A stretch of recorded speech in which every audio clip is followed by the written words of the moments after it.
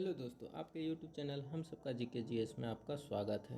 आइए आज हम बात करते हैं तमिलनाडु से, यानी तमिलनाडु से जो डर कर भाग रहे हैं हिंदू, उनके बारे में। क्यों भाग रहे हैं, कहा है, क्या बात है, इन सभी के बारे में हम लोग जानते हैं। तो चलिए शुरू करते हैं बिना देरी। तो जैसा कि हम लोग बता चुके हैं कि तमिलनाडु में बिहार मजदूरों पर हमले किया जा रहे हैं। मीडिया रिपोर्ट की अगर बात किया जाए तो 5 मजदूर की हत्या हो सकी और 50 से अधिक मजदूर क्या हो रहे हैं, घायल हो गए। तो ये आप देख सकते हैं इस तरह के। त्रिपुरा से लौटे असरगंज के निवासी जो था 19 वर्षीय रोशन कुमार ने बताया कि वहाँ पर तमिलनाडु में बहुत ज़्यादा क्या हो रहा है, भगदड़ और मारपीट किए जा रहे हैं हिंदू भाषी लोगों के साथ। इसीलिए हम ट्रेन पकड़ के क्या हो गया, बिहार की ओर आ चुके हैं। तो यह देख सकते हैं कब से यह शुरू हुआ। शुरू उस समय हुआ जब उप मुख्यमंत्री तेजस्वी यादव विपक्षी नेता एकता की मुहिम के साथ, मतलब तेजस्वी यादव जो था बिहार के उप मुख्यमंत्री, उन्होंने एकता की मुहिम के तहत बिहार बजट सत्र के तुरंत पहले दरमियान में ही तमिलनाडु के मुख्यमंत्री M.K. स्टालिन के 70वें जन्मदिन पे शरीक हुए थे। उसी समय यह घटना हुआ था। तो उसी समय भाजपा के नेता जो था, उन्होंने तेजस्वी यादव को घेरा कि बिहार के 12 मजदूर की हत्या हो चुकी है और 50 से अधिक मजदूर घायल हो चुके हैं, और बिहार के उप मुख्यमंत्री जाते हैं स्टालिन के 70वें जन्मदिन पर केक खाने के लिए। तो ये सब बात है, आप देख सकते हैं तमिलनाडु में लगभग 12 मजदूर की हत्या हो चुकी है और 50 से अधिक मजदूर क्या हो चुके हैं, घायल हो चुके हैं। बिहार के मुख्यमंत्री तेजस्वी यादव और स्टालिन के भी दोनों हो रहे हैं बात। अब बात करते हैं तमिलनाडु में हिंदू के विरोधी क्यों हैं, यानी हिंदी के विरोधी की क्या है कहानी। आज़ादी से भी पहले पुराने यह विवाद, आइए इन्हीं के बारे में हम बात करते हैं। जैसा कि हम लोग जानते हैं, आज़ादी से पहले रेडियो स्टेशन का नाम आकाशवाणी रखने पर हुआ था विवाद। 1916 ईस्वी में मलाय अडिगन नाम के एक सामाजिक कार्यकर्ताओं ने स्वतंत्रता तमिल आंदोलन चलाया था। इसी आंदोलन से जुड़े 2 युवा मद्रास रेडियो स्टेशन नाम के साथ आकाशवाणी जोड़े जाने के विरोध में अनशन पर बैठ गए थे। हालांकि आज़ादी के बाद 1967 में DMK ने सत्ता आते ही तमिलनाडु रेडियो स्टेशन का नाम बदलकर तमिल बनोली कर दिया गया था। यानी कब किया गया, तमिल बनोली 1967 में। ब्रिटिश राज में भी शुरू हुई थी। हालांकि ब्रिटिश राज में समस्या अंग्रेजी के कारण नहीं हुई थी, लेकिन मद्रास प्रेसिडेंसी में 1937 में स्थानीय कांग्रेस सरकार ने स्कूलों में जब हिंदी शिक्षा अनिवार्य कर दी, तब से हिंदी विरोधी का सिलसिला शुरू हो गया था। तमिल भाषा के समृद्ध इतिहास, परंपरा और साहित्य के गर्व करने वाले तमिल ने हिंदू को थोपा जाना समझा और अपने गौरव पर हमला। यहाँ से हिंदी विरोधी का संघर्ष शुरू होता 1940 तक लगातार यह चलते रहता, क्योंकि इसके मकसद था कि इस तरह के फैसले, पिछले मकसद था कि देश में क्रांति फैल रही थी, उससे पूरा देश जुड़ सके और बटे हुए भारत को एक सूत्र में पिरोया जा सके। लेकिन पेरियार जैसे कई नेताओं और लोगों ने इसे मातृभाषा पर हमले की तरह देखा और जस्टिस पार्टी ने E.V. रामास्वामी ने इसका विरोध किया और यह आंदोलन 3 साल तक चला। कब तक, यह जस्टिस पार्टी E.V. रामास्वामी ने इस आंदोलन को और तेज कर दिया। 1940 ईस्वी में गवर्नर स्किर्निंग ने स्कूली शिक्षा में हिंदी भाषा की अनिवार्यता को हटा दिया। इसने 1940 में गवर्नर स्किर्निंग ने स्कूल में जो हिंदी भाषा था उसको क्या, अनिवार्यता को हटा दिया। फिर कौन है पेरियार, आइए पेरियार के बारे में बात करते हैं। तो पेरियार जो था बतौर एक नेता है।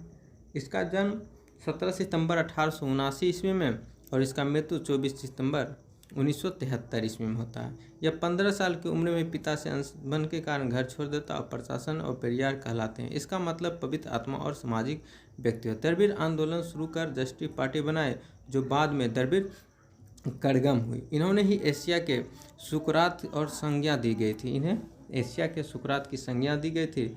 और ब्राह्मण विरोधी था। यह क्या था, ब्राह्मण विरोधी, रावण का अपना नायक मानता था। यह बाल विवाह और देवदासी प्रथा, स्त्री और दलित शोषण के खिलाफ खड़े हुए थे। सरकारी नौकरी और शिक्षा के क्षेत्र में आरक्षण का प्रस्ताव रखा था। 1919 में भारतीय राष्ट्रीय कांग्रेस में शामिल होते हैं। पेरियार 1922 में मद्रास प्रेसिडेंसी कांग्रेस समिति के अध्यक्ष बने। 1925 ईस्वी में कांग्रेस से इस्तीफा देकर सेल्फ रिस्पेक्ट आंदोलन छोड़ा और 1924 ईस्वी में पेरियार ने बायकॉम सत्याग्रह शुरू किया। 1929 में अपना उपनाम नायकर को छोड़ा। 1938 तमिल के लिए नारा दिया। 1944 ईस्वी में जस्टिस पार्टी का नाम बदलकर द्रविड़ कड़गम किया गया। मैंने 1944 में जस्टिस पार्टी जो था इसका चेंज करके क्या किया गया, कड़गम, द्रविड़ कड़गम किया गया। इसका पेशा जो बताएं राजनीतिक था, पूरा पार्टी इसका जो भारतीय राष्ट्रीय कांग्रेस जस्टिस पार्टी द्रविड़ कड़गम था। इसका अन्य नाम भी था EBR पेरियार यानी बाइकम बिरियान। तो इन्हीं के बारे में हम बात करें। 1946 से 50 तक जब हिंदी विरोधी आंदोलन का दूसरा दौर था, 1946 से 50 के दौर चल रहा था, तब सरकार में स्कूलों में फिर से हिंदी लाने की कोशिश की, लेकिन एक समझौते के तहत हिंदी को वैकल्पिक विषय के रूप में शामिल करने का फैसला किया गया।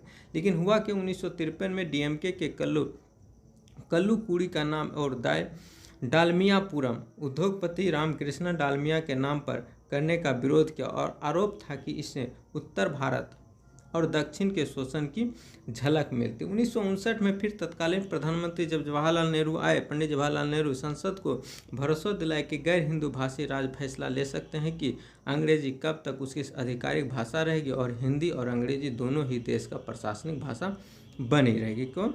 1959 में कौन? तत्कालीन प्रधानमंत्री पंडित जवाहरलाल नेहरू। फिर संविधान सभा श्यामा प्रसाद मुखर्जी बोले भारत को सिर्फ एक भाषा हिंदी ही होना चाहिए। लेकिन हुआ कि 1949 में संविधान सभा में N.K. गोपाल स्वामी अयंगर ने कहा था कि 15 साल के बाद अंग्रेजी की जगह हिंदी को ऑफिशियल भाषा के रूप में इस्तेमाल करना चाहिए। लेकिन 12 सितंबर 1949 को संविधान सभा में भाषा के रूप में बहस होने पर सेठ गोविंद दास ने इस मीटिंग में 1 लैंग्वेज 1 स्क्रिप्ट की बात की थी। उन्होंने कहा था कि हिंदी जल्द से जल्द अंग्रेजी को रिप्लेस कर देगा, मतलब अंग्रेजी के स्थान पर हिंदी लाया जाएगा। लेकिन मोहम्मद हिफ्जुर रहमान ने कहा था हिंदी भाषा को हिंदुस्तानी यानी हिंदी और उर्दू भाषा ने रिप्लेस किया जाना चाहिए। उन्होंने कहा था कि देश में अंग्रेजी भाषा का 10 से 15 साल ही भविष्य है। इसने मोहम्मद हिफ्जुर रहमान ने कहा था। लेकिन श्यामा प्रसाद मुखर्जी ने कहा भारत में सिर्फ एक भाषा हिंदी और हिंदी भाषा को ही स्वीकार करने के लिए देश में माहौल तैयार करना चाहिए। भारत में अनेकता में एकता के लिए यह बेहद ज़रूरी है। लेकिन पंडित जवाहरलाल नेहरू ने कहा भाषा का संबंध मजहब से नहीं है, ऐसे में हम सभी को बुनियादी शिक्षा अपनी मातृभाषा में ही देनी चाहिए। किसने कहा था? पंडित जवाहरलाल नेहरू ने। संविधान सभा अगर बात करें, मुंशी अयंगर ने फार्मूले से निकाला था। क्या निकाला था? कन्हैया लाल मुंशी मणिका लाल मुंशी N.K. गोपाल स्वामी अयंगर के फार्मूले को हाफ हार्डन कॉम्प्रोमाइज यानी बेमन से क्या किया था, समझौते भी कहा गया था, क्योंकि मुंशी अयंगर फार्मूले के तहत भाषा समिति ने 26 जनवरी 1950 को देवनागरी में लिखी जाने वाली हिंदी सहित 14 भाषाओं को 8वें शेड्यूल में अधिकारित भाषा के रूप में शामिल किया गया। हमारे संविधान के 8वें शेड्यूल में क्या किया गया? 14 भाषा को शामिल किया गया था। कब? 26 जनवरी 1950 को। उसके बाद ऑफिशियल लैंग्वेज की 1963 ईस्वी में एक एक्ट लाता है, जो ऑफिशियल लैंग्वेज एक्ट लाता है। पारित करने के विरोध में अन्नादुरई की अगुवाई में DMK ने आंदोलन शुरू कर दिया और DMK के एक सदस्य खुदकुशी कर ली। माहौल बिगड़ता देख कांग्रेस के मुख्यमंत्री M. भत्तावालोचारम ने 3 भाषाओं अंग्रेजी, तमिल और हिंदी का फॉर्मूला पेश किया। 1965 में फिर क्या हुआ? लाल बहादुर शास्त्री ने राजभाषा अधिनियम 1963 के तहत 26 जनवरी 1965 को हिंदी को राजभाषा घोषित कर दिया। लेकिन हिंदी को एकमात्र आधिकारिक भाषा बनाने के विरोध में तमिलनाडु में फिर से एक बड़ा हिंदी विरोधी आंदोलन शुरू हो गया और मदुरई में स्टूडेंट्स ऑफ कांग्रेस कैंडल के बीच तगड़ा संघर्ष हुआ। दंगे होने लगे और कांग्रेस सरकार ने विरोध को कानून को व्यवस्था की समस्या माना और राज्य सरकार के मुताबिक लगभग 70 लोग मारे गए थे।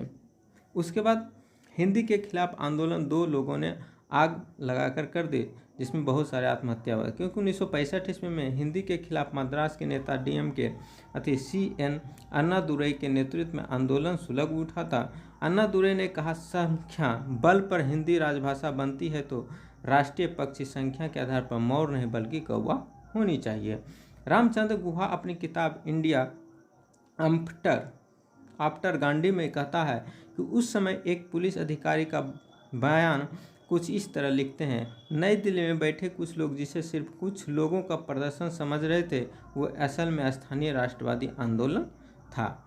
इसने रामचंद्र गुहा ने कहा। उसके बाद प्रधानमंत्री लाल बहादुर शास्त्री की सरकार ने 2 मंत्रियों के इस्तीफा दे देने के कारण बाद में शास्त्री को नेहरू का अंग्रेजी में ये संवाद और सिविल सेवा की परीक्षा को जारी रखने का आश्वासन दोहराना पड़ा और उसी समय प्रधानमंत्री लाल बहादुर शास्त्री ने 4 वादे किए। ऑल इंडिया रेडियो से 4 गो वादे, मतलब उग्र आंदोलन को देखते हुए लाल बहादुर शास्त्री ने ऑल इंडिया रेडियो से 4 गो वादा किया। पहला जो वादा था वह कहा हर राज्य को स्वतंत्रता होगी कि वह अपनी इच्छा की भाषा पर अपना कार्य जारी रखे।